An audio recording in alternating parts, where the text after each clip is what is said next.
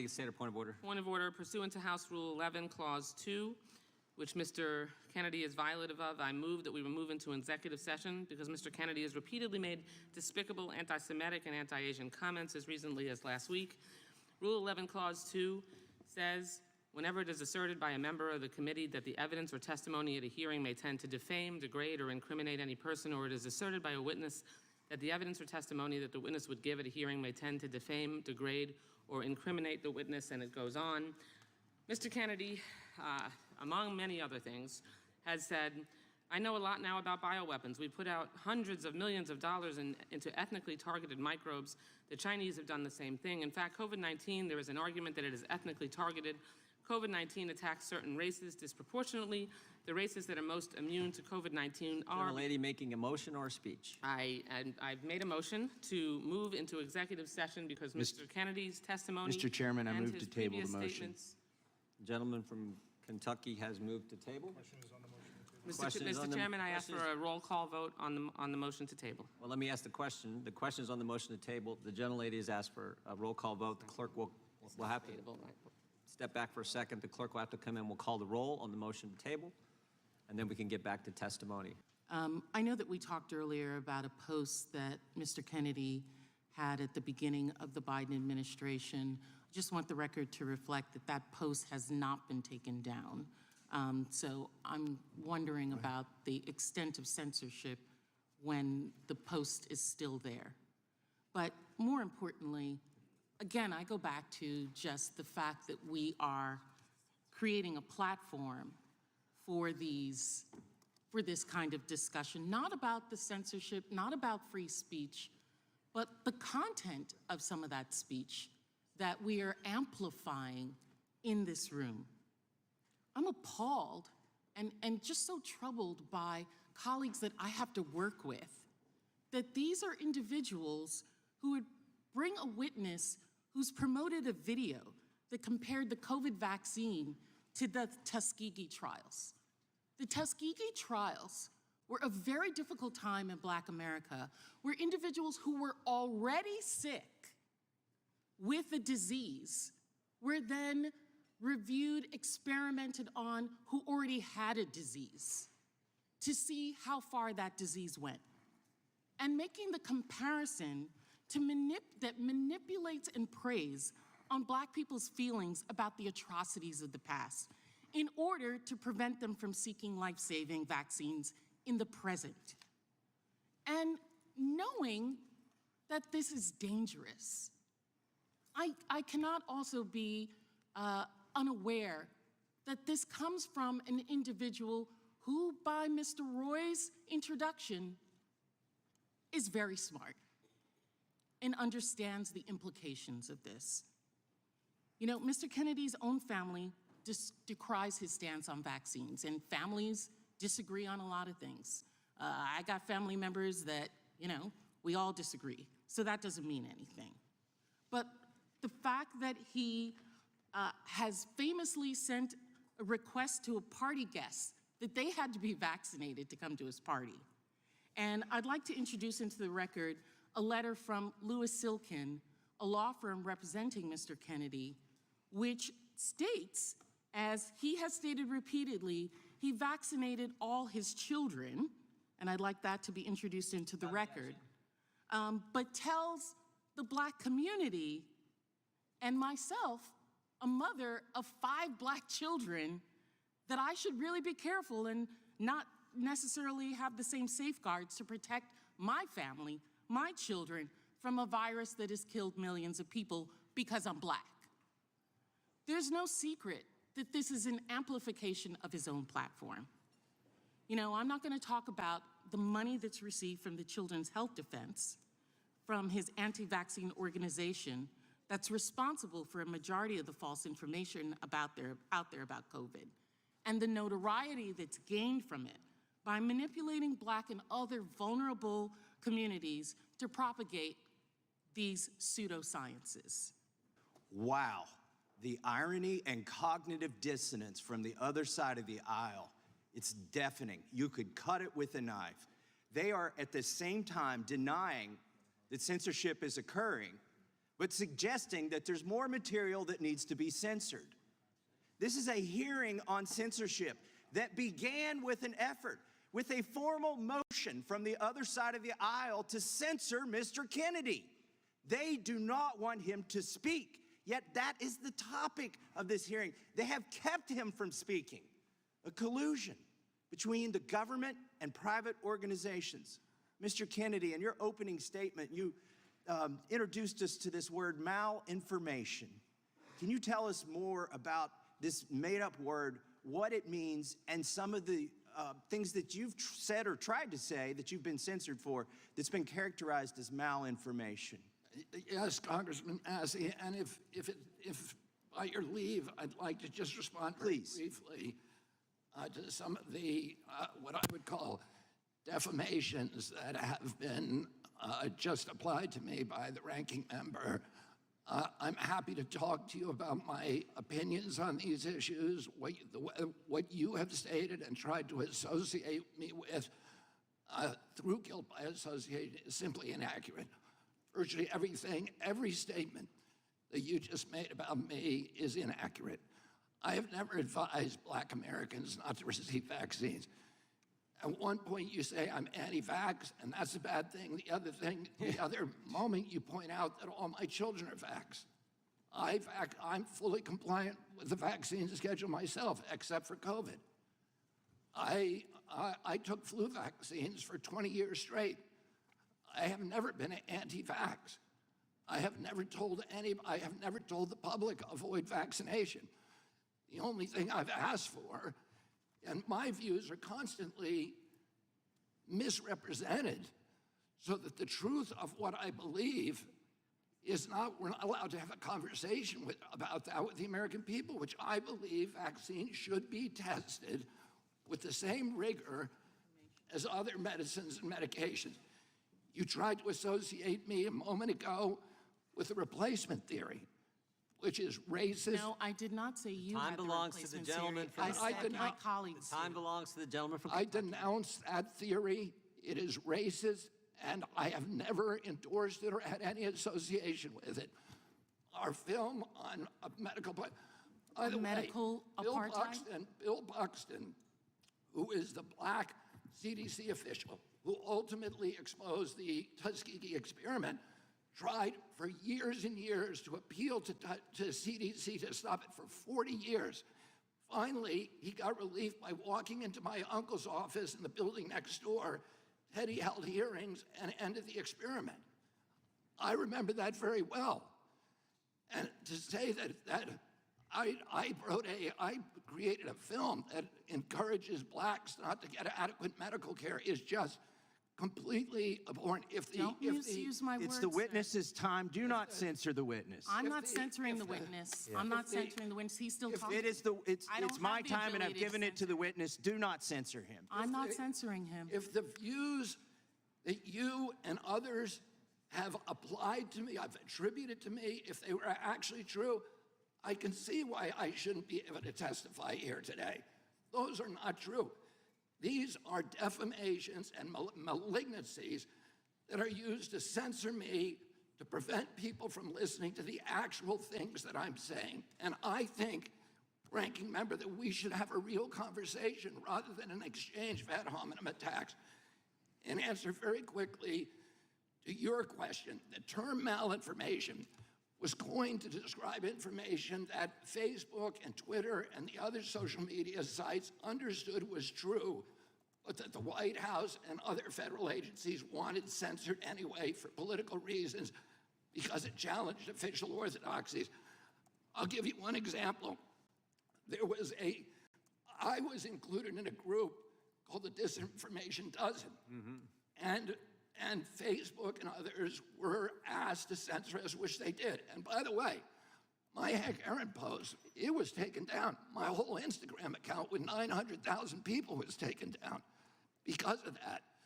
So they knew, Facebook knew that the Disinformation Dozen claim, and what they said was the Disinformation Dozen came from this very shady group called the Center for Preventing Digital Hate in England that is funded by dark money that should be looked into.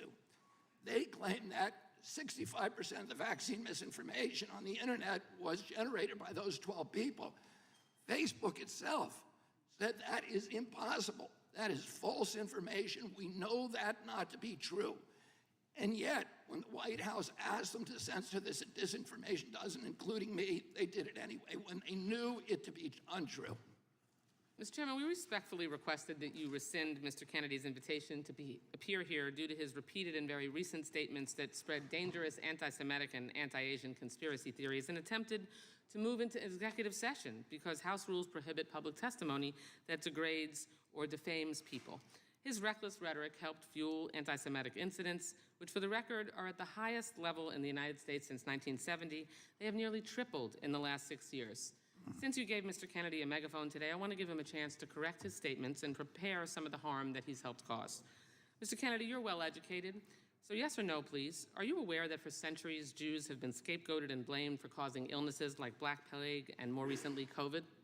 I am. Those are known as blood libel, and they are one of the worst and most disturbing parts of human history. Good. I'm glad to know that, of course, that you acknowledge that. Of course, it's true and well documented that this pernicious form of anti-Semitism led to centuries of discrimination, even horrific pogroms and massacres, and it still fuels deadly violence today. Yet last week, you floated a baseless conspiracy theory that the coronavirus was bioengineered to target Caucasians and Black people, but to spare Ashkenazi Jews and Chinese people. Mr. Kennedy, your bizarre, unproven claim echoes that same historic slander of labeling Jews and Chinese people as a race, and that Jews, and in this case Chinese people, somehow managed to avoid a deadly illness that targets other groups for death. You do see that, yes or no? You're misstating. No. You are. I quoted what you said earlier, and it is directly what you said. So just ask me yes or no. I was describing an NIH-funded study. No, you didn't cite any. I was describing an NIH-funded study by Cleveland Clinic Reclaiming scientists. Reclaiming my time. You did not reference reclaiming my time. Published in USC Mr. Medical, Chairman, which is one of... The time is mine. I'm reclaiming it. Please ask the witness to stop talking. You asked me a question. Reclaiming. Allow me to my answer time. my question. Mr. Chairman, I'd like about 10 seconds The back. time You are belongs. slandering me Time belongs to the- incorrectly. the time belongs You're to the- saying it's dishonest.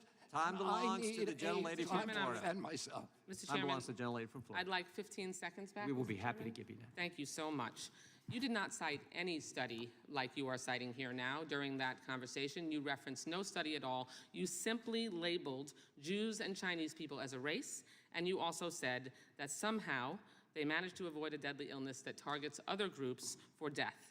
You don't see that? You're trying to rewrite history here. A few months ago, Mr. Kennedy, you compared COVID public health policies to barbaric, murderous tactics of Nazi Germany, saying that Jewish people in Nazi Germany had more freedom than Americans facing COVID health restrictions. In hindsight, Mr. Kennedy, do you reject this absurd and deeply hurtful and harmful comparison, or do you still stand by it? Congressman, what you are saying I'm a is a lie. congresswoman. That you said it. No, I did not. I never contained. Okay. I never, ever Mr. Chairman, I'm compared happy to COVID enter into the record when countermeasures. Mr. Kennedy said that. I reclaim my time. In discussing COVID public health measures, you made light of the genocide against Jewish people by saying, and I quote, even Hitler's Germany, you could cross the Alps to Switzerland, you could hide in an attic like Anne Frank did. Mr. Kennedy, do you think it was easy for Jewish people to escape systematic slaughter of Nazis, yes or no? Absolutely not. Okay, good. Mr. Kennedy, do you think it was just as hard to wear a mask during COVID as it was to hide under floorboards or false walls so you weren't murdered or dragged to a concentration camp? Yes or no? Excuse me? That's a question, yes or no? I didn't hear your question. Okay. I said, do you think it was just as hard to wear a mask during COVID as it was to hide under floorboards or false walls so you weren't murdered or dragged to a concentration camp? Of course not. That's Okay. ridiculous. But that's a comparison that you made. I did Mr. not Kennedy, make that comparison. Were the measures taken to contain the spread and fatalities related to COVID in any way at all comparable to the murder of 6 million Jews, yes or no? Absolutely not. Okay. Let's be very clear here. There's no legitimate comparison to the Holocaust. It doesn't matter if you're talking about AI, vaccine mandates, or anything else. There is no comparison. And if this were a slip of the tongue, Mr. Kennedy, or a one-off comment, we would all move on. But there's a deeply disturbing pattern. In 2015, you apologized to all those, quote, whom I offended by my use of the word Holocaust to describe the autism epidemic. When discussing efforts to encourage others to get vaccinated for COVID-19, you said Nazis did that in the camps in World War II. They tested vaccines on gypsies and Jews. That was a quote. Like before, you apologized for invoking the Holocaust, saying, quote, "To the extent my remarks caused hurt, I am truly and deeply sorry." These are not real statements of contrition or remorse. They are passive-aggressive non-apologies that blame the listener for reacting to the lie you just spread. I'm deeply saddened that this is a conversation we're having today. I have deep respect for what Mr. Kennedy's family did and still does to make life better for all Americans. But what you are doing now, Mr. Kennedy, and the forces you aligned yourself are reckless, dangerous, and disturbing by echoing dangerous claims such as, quote, "Jews don't really suffer as much as we do," which you said. Your rhetoric creates a climate of mistrust, antagonism, and even hatred or violence against Jewish people. My own children have been the targets of brutal anti-Semitism on social media. You fan those flames and jeopardize their safety. You've marginalized other groups too, like Asian Americans and the LGBTQ+ community. And worse, you don't seem to care or brush it all off to misquotes and misunderstanding. Frankly, it's disgusting. Thank you for your indulgence, Mr. Chairman. I yield back the balance of my Mr. Chairman, I have unanimous consent The request. gentleman from Kentucky is recognized for UC. I ask unanimous consent to introduce into the record a study that Mr. Kennedy just referenced, new insights into genetic susceptibility of COVID-19. The main body said that they investigated genetic susceptibility to COVID-19 by examining DNA polymorphism in ACE2 and TMPRSS2. Those are receptors for COVID in 81,000 human genomes, and they found unique genetic susceptibility across different populations. I have another document that I'd like to ask unanimous consent Without objection.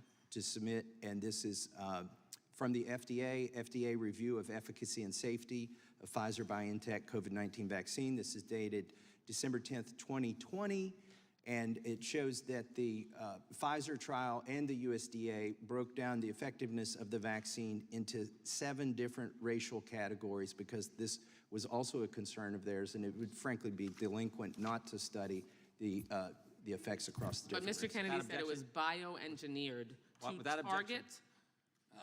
target Time blacks belongs and to Caucasians. the gentleman from Utah And is spare recognized for 5 whites, minutes. and spare Ashkenazi Jews and Chinese people. That is different Time than any of belongs those to the studies gentleman looked from at. Utah. Thank you, claiming my time. Mr. Kennedy's and others here are claiming that they've been censored, but they actually have a huge megaphone. The rules that my colleague tried to bring up are rules that the Republicans made at the beginning of this Congress. They did not allow the Democrats to be part of that. And one of those rules was that if information or testimony might potentially defame an individual, that we would go in executive session. No one was trying to stop him from testifying, but not to give him the megaphone that this group has allowed him to have. I also note, in terms of censorship, that the far-right media has already issued articles about me playing the race card. The race card is something that's often used against Black people for bringing up when they see race hatred being propagated against them. And it's a means to try and keep us quiet and keep us in our place. Oh, you're playing the race card by bringing up what is obvious in our lives, what is obviously happening, race. And so you can keep saying I'm race baiting and try and censor me, but I'm going to continue to tell the truth.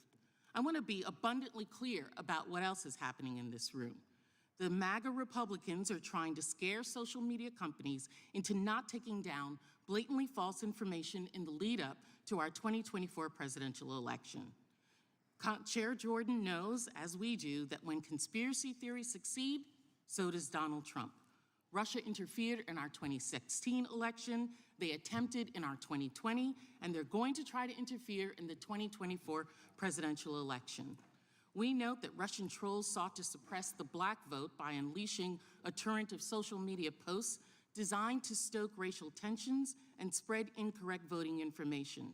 In 2021, our national intelligence agencies found that proactive information sharing between the government and social media companies facilitated the expeditious review and, in many cases, removal of social media accounts covertly operated by Russia and Iran.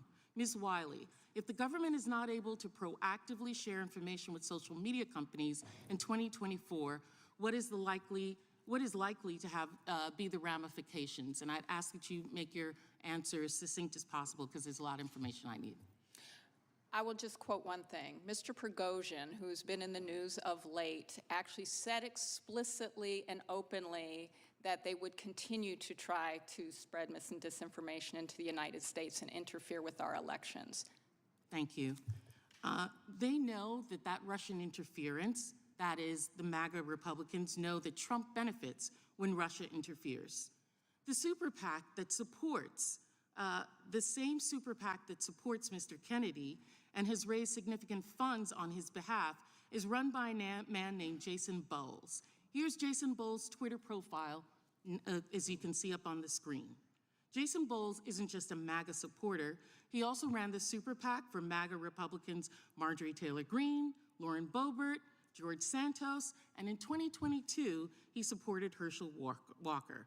So the person behind Mr. Kennedy's super PAC is an individual who personally and professionally wants the Republican Party to succeed. Yet, Mr. Kennedy is running as a Democrat. Ms. Wiley, will it benefit Mr. Kennedy as well as the other individuals that are supported by the super PAC if social media companies are less able to detect and, if needed, if they determine that it's needed, to remove Russian covert information designed to suppress votes in this country? It is possible. Thank you. I yield back. Can I yield the remainder of the time? Gentlelady yields back. I now recognize Mr. Stubbe from Florida for his 5 minutes. Mr. Kennedy, do you want to respond to that? Can you do that quickly? Yeah, I've never heard of Mr. Bowles, and I've never heard of that super PAC. This is typical of the accusations against me at this hearing. They are baseless. Every single one I've been subjected to a string, a parade of defamations. If I believe those things about myself, I wouldn't want to hear me either and want to gag me and lock me in a room somewhere. But none of those are true, and they were all of this parade of accusations and defamations were made against me in a way that was calculated to make sure that I could not respond to any of them. Every one of them I'd like to respond to, but I was not allowed to. The chair now recognizes himself. Hard evidence. Mr. Johnson said that we're not only witnesses to censorship, we were victims. The Republican website on the House Judiciary Committee posted this story, and it was limited where it could go. You got to, they exercise censorship of the House Judiciary Republican account, for goodness sake. Ms. Wiley, you were a lawyer for the ACLU? I was. Mr. Kennedy, I remember when the ACLU defended they were the champions of the First Amendment. You remember that? You remember that, ACLU? I remember when the ACLU represented Nazis who they were appalled by. Appalled, disgusted by, and yet they would defend the crazy things they said, right? That's how much the First Amendment meant to them, right? Exactly. I want to go back to where Mr. Stubbe was. I want to talk about this hard evidence that Mr. Goldman says doesn't exist. I want to read from the facts. This is what the White House was saying. I want to go to just 3 statements. One, cannot stress this is statements from the Biden White House to social media, cannot stress the degree to which this needs to be resolved immediately. Please remove this account immediately. Same kind of thing they put on yours, remove ASAP. But here's the better one. Here's the better one. Mr. Flaherty, who ran this COVID operation misinformation concept at the White House, Mr. Flaherty said this, not to sound like a broken record, how much content is being demoted and how effective are you at mitigating reach and how quickly?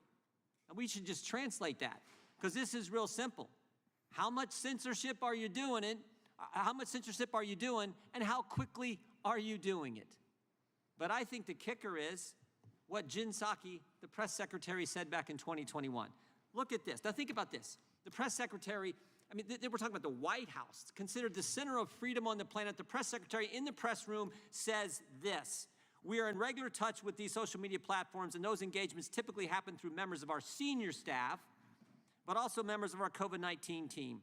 We're flagging problematic posts for Facebook that spread disinformation, their definition, of course. Psaki also stated one of the White House asks was of social media companies to create a robust enforcement strategy. So you got the press secretary in the press room in the White House saying we're going to limit the press. Now that is frightening. That is frightening. And Ms. Wiley from the ACLU, lawyer with the ACLU, thinks that's somehow appropriate. We know it's not. And their number one target, Mr. Kennedy, was you, a Democrat, their primary opponent. I find that amazing. And I would like any thoughts you may have on, because here's the scary thing, and Dennis and I had this conversation a while back. If you don't have a robust First Amendment, if you try to restrict what the people say and what the press reports, that is a scary place to go. Because if you can't have debate and work out our differences, like you said in your amazing opening statement, let's work together, let's figure this out. But if you can't have that robust debate and figure things out, the alternative is scary. And that's exactly where we're headed. And I would encourage everyone to read Mr. Kennedy's written statement. I read it this morning. Amazing. He walks through the history here. That is what's at stake, and that's why what you're doing, whether we agree with what you say or not, and I disagree with what you said last week, what they played. I think a lot of people did. You've clarified it, but it's about protecting the Constitution and the First Amendment. I'll give you the last minute and a half, Mr. Kennedy. Well, you know, what I would say is that the founders and the framers of our Constitution knew that democracy was a very inefficient system, that it had all of these built-in inefficiencies and difficulties. They said that they felt that it would give us the one thing that would give us an advantage over totalitarian systems was this capacity for the free flow of information and a complete lack of control of debate, so that ideas that would eventually mature into policies would be annealed in a furnace of debate and then rise through the marketplace of ideas rather than being dictated from above. And that's what would give the energy, the vibrancy, the vigor to democracy. When they invented this democracy, we were the first one in the modern era in 1780. 1865, 5 other nations had imitated us. Today, it's 190 nations based upon our system. We are supposed to be the exemplary democracy, and the corner foundation stone of our system is freedom of speech. All of the other freedoms depend on it. If we lose that, not only do we lose our democracy in this country, but the entire world loses us as an example. Exactly. I couldn't have said it better. Now I recognize the gentleman from Kentucky. Mr. Chairman, I have a unanimous consent request. Gentleman, state a request. Ask for unanimous consent to enter the record an article by the New York Times on July the 20th, 2023. New York Post published Hunter Biden report amid newsroom doubts. Ask for unanimous consent. You can, without objection. Thank you. Some things amaze me. The gentleman from Kentucky is recognized, and this will be our last line of questioning. One of the immutable and undeniable tenets of immunology is natural immunity. But for 2 years, it was denied. It wasn't even just denied, it was censored.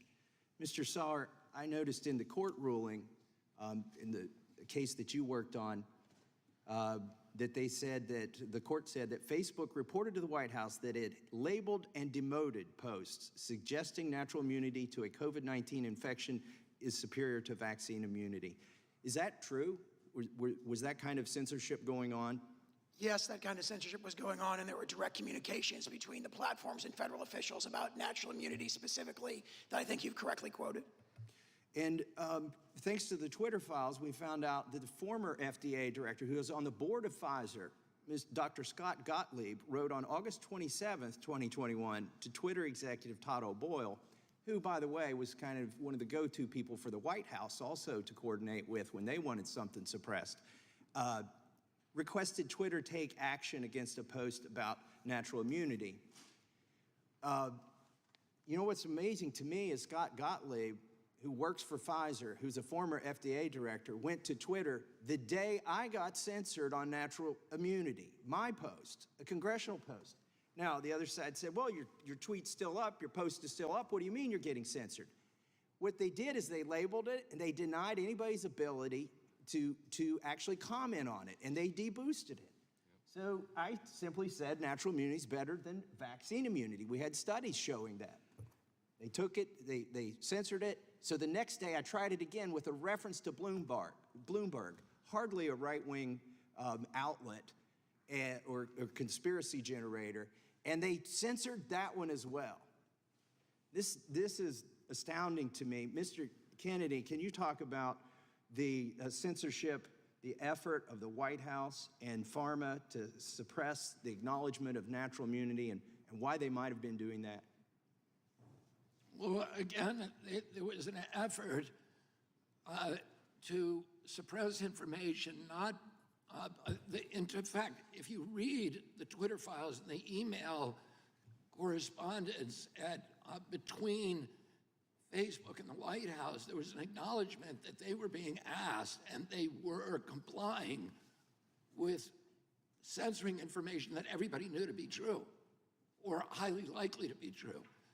The purpose, and in fact, the term misinformation did not denote falsehood or veracity. Rather, it was a euphemism for any information that departed from government orthodoxies. And it is very dangerous. And you know, the congressman a minute ago said 1 million people have died because of misinformation about vaccines in this country. But in fact, our country had one of the highest vaccination rates in the world and the worst health outcomes. We have 4.2% of the global population. We had 16% of the COVID deaths. Blacks in Haiti with a 1% vaccination rate were dying at a rate of 15 per million population. And same in Nigeria, had a 1.3 vaccination rate. They were dying at 1 in 14 per million population, 14 per million population. In our country, blacks were dying at 3,000 per million population, 200 times the death rates in other countries. And this holds throughout the world. We needed information. We should have all been sharing information openly and talking to the 15 million doctors through the internet who were treating patients on the front line all over the world and channeling the best therapies, the most successful treatments, so that we could all figure it out. This is not a time in a pandemic you know, I'll just say this one thing. Trusting the experts is not a function of science. It's not a function of democracy. It's a function of religion and totalitarianism, and it does not make for a healthier population. Let me ask you this. You referenced your father and your uncle and the party that they were in. What has happened to your party with respect to the First Amendment? Would they recognize the position now?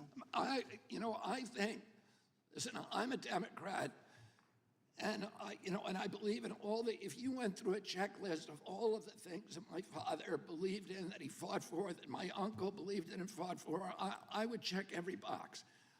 I feel my party has departed from some of those core values, and one of the reasons that I want to run for president is to reclaim my party for those. But it's got to, listen, this is not a partisan issue. The First Amendment, it just seems crazy to me that anybody thinks that it's okay to censor, and there's a lot of information that I don't like. There's hateful information, but as the chairman was saying, in 1977, the ACLU went out and supported Nazis who were walking through a Jewish neighborhood in Skokie, Illinois. And they said, that's important. We hate what they're saying. We're repulsed by it. But we cannot survive as a democracy if we are not ready to die for the right for even people who are appalling to speak. The democracy won't work. Unfortunately, there's no other way to control it but through the First Amendment and free speech. Amen, and thank you for those comments. Time of the gentleman has expired. I want to thank our witnesses for being here today. We appreciate the work you're doing to defend the First Amendment, and thank you for just very compelling answers and compelling testimony and the work you've done and how important this is for the country. I mean, if we don't have a First Amendment, it's just, I'm frightened by where we go. May I, Mr. Chairman? You may not, you may not. I just Mr. want to Chair. respond. Mr. Chair, I don't your time think- is out, we're done. I haven't adjourned the hearing, and I don't think you're the chairman. wanna- Mr. Chair, Mr. Chair, Chairman's discretion. I We're gonna know let it's Mr. your Kennedy- discretion, We're going but to let Mr. Kennedy. he has had so much additional time. Well, I think everyone's had Why? additional time. and we're gonna Why? get- Why are you doing that specifically for him? Because I we just don't. want As to opposed to other explain. people.